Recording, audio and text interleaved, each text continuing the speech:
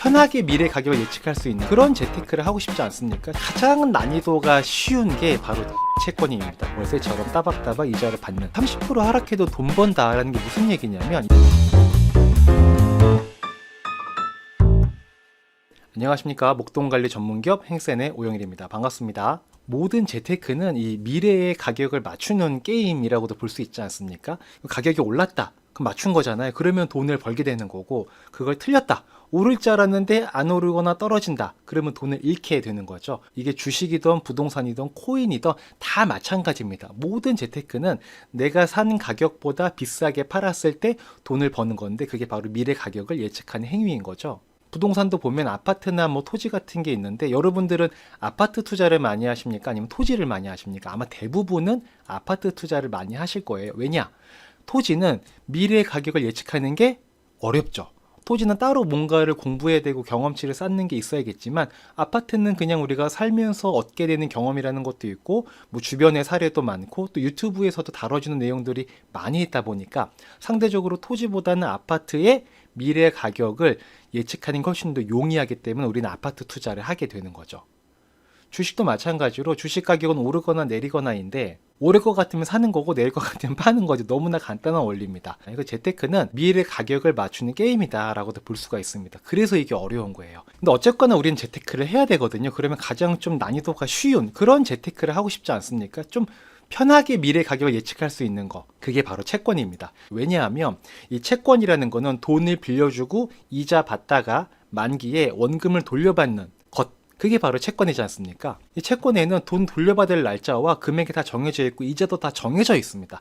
정해져 있기 때문에 예측할 게 없는 거예요. 그냥 딱 하나만 예측하면 됩니다. 그게 뭐냐면, 돈을 빌려간 대상이 망하냐 안 망하냐, 이것만 보면 되는 거예요. 그러니까 이게 망하냐 안 망하냐를 보는 게 가격의 등락을 예측하는 것보다는 상대적으로 쉬울 수는 있습니다. 근데 그렇다고 이게 마냥 쉽냐? 또 그렇지는 않죠. 채권 투자에서 돈 잃는 경우들도 종종 있는데, 우리 예전에 그 동양종금 사태 때 다 돈 잃으셨던 분들이 채권에 투자해서 돈 잃었던 거지 않습니까? 그래서 보통 채권 투자할 때는 보통 국채와 같은 망하지 않는 곳이 돈을 빌려갈 때, 망하지 않는 곳이 발행한 채권에 우리가 관심을 갖게 되는 거죠. 근데 또 이런 채권은 보통 만기가 막 5년, 10년 이상 되고 막 이자도 되게 낮습니다.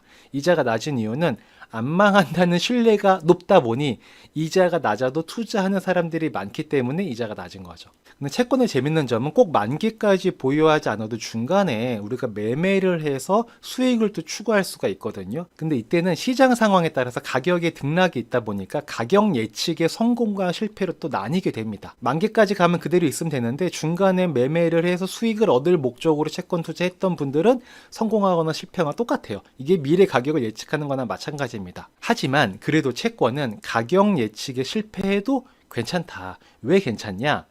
나의 예측이 틀리면 난 오를 줄 알았는데 안 올랐어, 오히려 떨어졌어, 이런 경우 있을 수 있잖아요. 그래도 그냥 만기까지 보유하면 그냥 이자 받을 거 받고 만기에 원금 돌려받을 수 있기 때문에 예측이 실패해도 원금을 손실보는 그런 일은 발생하지 않습니다. 근데 이걸 또 괜찮다고 표현해도 되는 건가 하는 거는 좀 아닌 것 같긴 해요. 왜냐면 돈을 잃지는 않았지만 원래 하고자 했던 바를 이루지는 못했으니 어찌 보면 실패했다고도 볼 수 있는 투자인데, 그래도 원금을 지킨다는 측면에서는 괜찮다는 표현을 한번 써보도록 하겠습니다. 그리고 채권 중에서 가장 난이도가 쉬운 게 바로 GPL 채권입니다. 이 GPL 채권이 난이도가 쉬운 이유는 뭐냐면, 우량한 아파트를 담보로 만들어지는 채권이기 때문인 건데요. 일반적인 채권은 다 신용입니다. 나는 네가 망하지 않을 거라고 보고 네가 이자도 잘 주고 원금도 다 돌려줄 거라고 믿어. 그러니까 돈을 빌려줄게. 이게 바로 신용채권인 거죠. 근데 GPL 채권은 신용채권이 아니라 담보부 채권입니다. 나는 너에게 돈을 빌려주긴 하지만 네가 혹시 못 갚을 수도 있잖아. 그걸 기정사실화 해놓고 당신이 돈을 못 갚을 때를 대비해서 난 담보가 있어야 됐어. 그 담보는 다른 건 취급 안 할 거고 우량한 아파트만을 담보로 취급할게 라고 하는 채권이 바로 GPL 채권인 거예요. 그래서 보통 GPL 채권은 담보물의 가격이 30% 이상 폭락하지 않으면 돈을 번다 라고 얘기를 합니다. 자, 이게 여기서 GPL 채권, 뭐지? 이게 뭔 말이야? 하시는 분들이 있으실 거거든요. 처음 들어보시는 분들 아마 굉장히 많으실 텐데, 이 GPL 채권을 그동안 여러분들께서 모르셨던 이유가 있습니다. 그 이유를 제가 이 책에다가 잘 정리를 해놨으니까 관심 있는 분들은 한번 찾아서 보시면 좋을 것 같고요. 정말 간단하게 이 GPL 채권의 본질만 간단하게 말씀드리면 이겁니다. 그러니까 채권이니까 돈 빌려주고 이자 받는 겁니다. 별게 아닙니다. 그냥 돈 빌려주고 연에 8%의 이자를 받는다 라고 보시면 되고요. 근데 그 이자가 만기에 한 번에 받거나 그런 게 아니고 매월 이자를 월세처럼 수령하는 방식입니다. 그러다 보니까 이제 많은 분들이 그 월세 받으시던 분들이 부동산 처분하거나 하셨을 때 월세 들어오던 게 안 들어오잖아요. 그래서 그걸 대체하기 위해서 GPL 채권을 활용하시는 경우들이 많이 있고, 또는 뭐 아파트나 뭐 주택이나 상가 매매에서 월세 받자니 조금 불편한데 라고 생각하시는 분들이 그냥 GPL 채권에 돈을 넣고 월세처럼 따박따박 이자를 받는 경우들이 많이 있는 거죠. 그리고 이게 돈을 빌려주고 이자를 받는 거다 보니까 항상 우리는 이 상대방이 돈을 갚지 못할 때를 대비를 해야 되지 않습니까? 그래서 그때 아파트를 담보를 하는 건데, 아파트라는 걸 담보를 할 때는 우리가 흔히 LTV 비율이라는 게 있잖아요. 그거는 보통 70%를 기준으로 하고 있습니다. 그러니까 10억짜리 집이면 보통 10억짜리 담보를 설정을 하고 7억까지가 대출이 나갈 수 있는 이런 구조를 만들어지는 거고, LTV 비율은 그 시장 상황에 따라서 보통 플러스 마이너스 5% 정도가 왔다 갔다 한다 라고 보시면 되고요. 그리고 이 GPL 채권을 활용하시는 분들 중에는 건강보험료를 절감하시는 분들이 굉장히 많습니다. 실제로 건강보험료 막 몇십만 원씩 내시다가 막 2만 5천 원, 3만 원 내시는 분들이 되게 많습니다. 그거는 또 법인을 활용하는 방법이 있는데, 그 법인을 활용한다고 하면 또 뭐 어렵고 복잡하게 생각될 수도 있거든요. 근데 이게 어려운 건 아니고 낯선 겁니다. 안 해봐서 낯선 거지 절대 어려운 건 아닙니다. 근데 이런 거 다 설명하려면 너무 길어지니까 일단은 본질적인 딱 큰 세 가지만 말씀을 드린다 라고 보시면 되고요. 좀 더 알아보고 싶으신 분들은 이 책을 좀 구하셔서 이제 읽어보시면 크게 어렵지 않게 이해가 되실 겁니다. 이 책이 지금 절판돼서 근데 구하기는 조금 어려우실 수도 있거든요. 그래서 원하시는 분들은 저희 행생 카카오 채널 통해서 지금 이벤트도 하고 있으니까 이벤트 참여하시면 무료로 전자책을 받아보실 수가 있습니다. 그 방법은 제가 영상 끝날 때쯤에 다시 한번 정리해서 말씀을 드리도록 하겠습니다. 그래서 GPL 채권이 이 30% 하락해도 돈 번다라는 게 무슨 얘기냐면 이거예요. 이 어쨌든 채권은 돈을 빌려주고 이자와 원금을 받는 거지 않습니까? 그때 우리는 아파트를 담보로 해서 대출이 나가는 거잖아요. 10억짜리 아파트면 예를 들어서 뭐 7억까지 대출이 나간다라는 건데, 우리가 이 GPL 채권에서 손해가 나려면 이런 겁니다. 돈을 빌려가신 분 돈을 안 갚았어요. 돈을 안 갚으면 우리는 가만히 있어요? 뭔가를 해야 돼요? 뭔가를 해야겠죠? 그때 하는 게 뭐예요? 경매인 거죠. 경매는 별게 아니라 그냥 국가의 권력을 동원해서 이 사람이 내 돈을 빌려갖고 담보를 설정을 해놓으셨는데 돈을 안 갚았어요. 그러니 이 담보물을 법적 권한으로 처분을 하셔서 돈으로 바꿔서 저한테 주세요 라는 게 경매인 거지 않습니까? 즉 담보물 팔아서 환가, 현금화하는 게 그냥 경매인 겁니다. 그럼 우리가 경매로 팔게 되면 그때 7억보다 높게 팔리거나 7억보다 낮게 팔리거나 둘 중에 하나의 경우가 생기지 않겠습니까? 그러면 10억짜리 아파트가 경매를 진행됐을 때 7억보다 높게 팔린다 1번, 7억보다 낮게 팔릴 것이다 2번. 1번과 2번 중에 배팅을 한다면 여러분은 몇 번의 배팅을 하시겠습니까? 아마 대부분 1번에 배팅을 하시게 될 겁니다. 왜냐하면 10억짜리 아파트가 아무리 경매라고 해도 어떻게 7억보다 낮게 낙찰이 되겠습니까? 특수한 물건이 아니고서야. 만약에 10억짜리 물건이 7억 이하로 낙찰되는 경우들이 많이 있다라고 하면 세상 사람들 다 이거 하지 않을까요? 그냥 경매로 7억에 사서 10억에 되팔면 돈을 버는 거잖아요. 누가 힘들게 직장 생활하고 막 그렇게 살겠습니까? 다 이거 하지 않겠습니까? 그러니까 이게 사실상 있을 수가 없는 일이다 라고 보시면 되는 거죠. 근데 또 이런 경우가 있죠. 그래도 10억짜리가 7억보다 낮게 낙찰될 수도 있지 않냐, 급락할 수도 있지 않냐라고 또 말씀하시는 분들이 있을 수도 있죠. 실제로도 그런 일이 있었고, 그게 언제냐면은 2022년 폭락장이었었죠. 어마어마한 폭락장을 겪었습니다.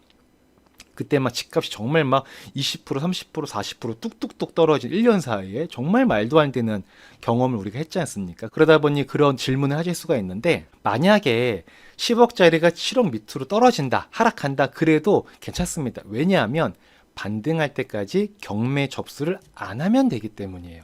이게 무슨 말이냐면 경매는 채권자가 접수하면 진행되는 거잖아요. 상대방이 채무 불이행을 했다고 해서 무조건 경매가 알아서 막 진행되지 않습니다.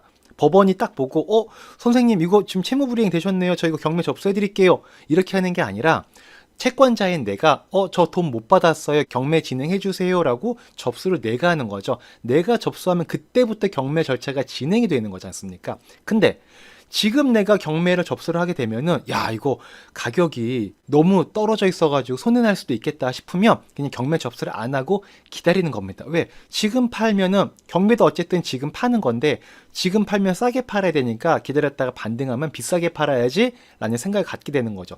실제로 저희도 그렇게 했었습니다. 예를 들어서 이게 최고가 때 10억 정도 했던 아파트였는데 그냥 9.4억이었습니다 그때. 근데 이게 70% 대출이 나갔다. 그럼 한 6.58억의 대출이 나가지 않았겠습니까? 그러면 이거를 예를 들어서 이때 팔게 되는 거예요. 만약에 채무 불이행이 발생해서 6억 정도 될 때, 그러면 나는 6.5억의 대출이 나갔는데 채무 불이행이 돼서 경매로 팔려고 봤더니 한 6억 정도가 돼요. 그럼 난 손해 보는 거지 않습니까? 안 파는 거죠. 안 팔고 기다렸다가 가격이 회복하면 그때 팔겠다라는 거죠. 그리고 이 최저점이 지나고 나서 지금 보면 8억 수준에 왔다 갔다 하는 거거든요. 그러면 그때 팔게 되면은 원금에 돌려받는 거 아무런 문제가 없습니다. 그러면 또 그러면은 그동안 이자 못 받은 건 손해 아니냐라고 하실 수도 있는데 그렇지 않습니다. 기다리는 동안 경매 접수를 안 하고 기다리는 동안에도 이자는 차곡차곡 쌓아놨다가 경매가 끝나고 배당 받을 때 그동안 못 받았던 이자도 한 번에 다 받을 수가 있습니다. 저희가 8% 이자를 받으니까 2년이면 1억 1천을 이자로 한 방에 받게 되는 거죠. 이걸 우리는 이제 채권 최고액이라고 하는 거잖아요. 이 채권 최고액에 낯서신 분도 있을 수 있으신데 이런 겁니다. 3억을 빌려주게 되면 근저당권은 3억 6천 정도를 근저당 설정을 하게 되죠.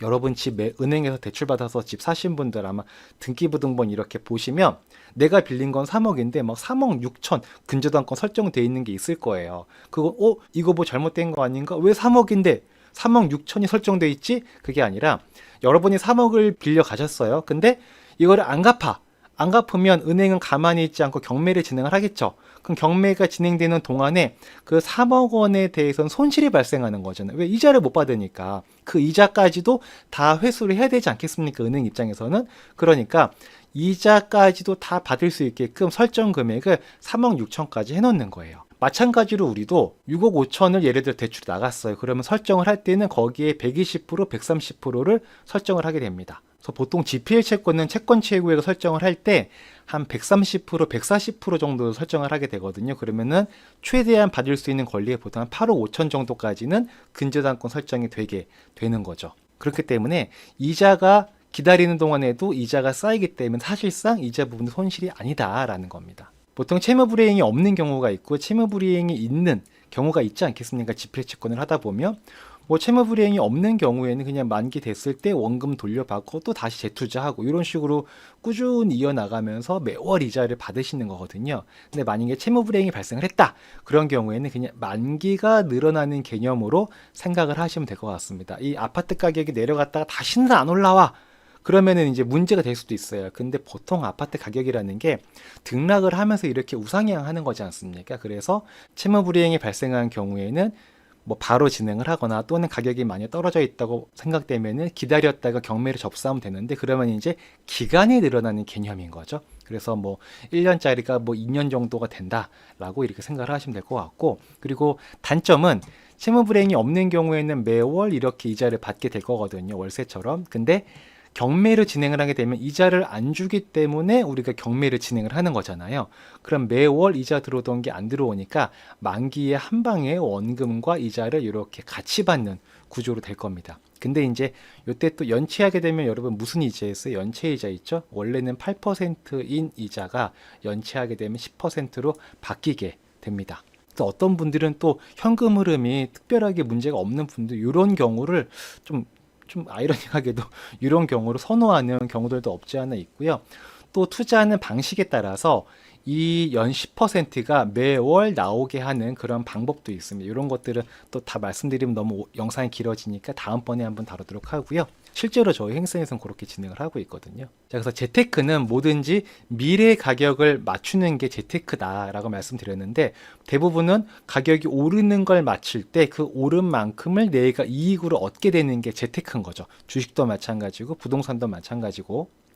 근데 GPL 채권은 오를 때 당연히 연 8% 이자를 받겠죠. 근데 내리더라도 30% 이상으로 떨어지지만 않으면 연 8% 이자를 받을 수 있는 조금 더 이렇게 예측 가능성이 용이한, 좀 더 쉽게 예측할 수 있는 재테크 방식이다라고 이해를 하시면 될 것 같습니다.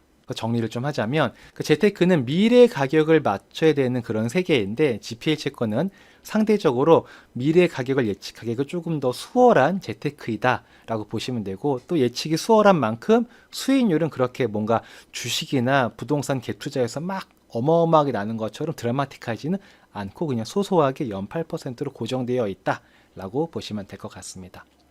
그리고 아까 제가 전자책 말씀드렸는데, 저희 카카오 채널에 이거 추가하신 다음에 이벤트 참여합니다, GPL 채권 전자책 부탁드릴게요 라고 이렇게 메시지 하나만 보내주시면 저희가 전자책을 무료로 보내드리고 있으니 이렇게 활용하셔서 GPL 채권 공부해 보실 분들은 활용하시면 되겠습니다. 자, 오늘 영상 이 정도로 정리하고요. 저는 다음에 또 인사드리도록 하겠습니다. 자, 지금까지 사람을 잘 사는 방법, 돈과 마음을 연구하는 행센의 오영일이었습니다. 들어주셔서 감사하고요. 다음에 또 뵙겠습니다. 들어가겠습니다. 안녕.